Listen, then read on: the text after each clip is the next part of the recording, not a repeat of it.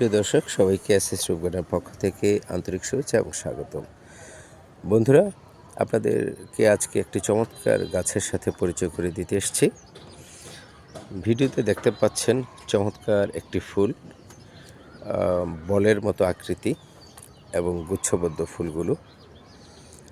বাগানের শোভাবর্ধনে এই ফুলের জুটি নেই বললেই চলে।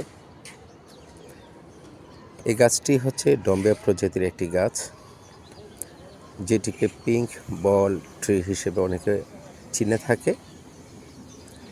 দেখতেই পাচ্ছেন ফুলের সাথে সামঞ্জস্য রেখে গোলাপি রঙের ফুলগুলো এবং গুচ্ছবদ্ধ বলের আকৃতি, যে কারণে এটি পিঙ্ক বল ট্রি হিসেবে বিবেচিত হয়েছে।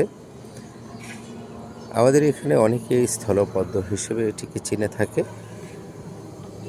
এবং কোথাও কোথাও চন্দ্রকান্তি হিসেবে এটি খুবই পরিচিত।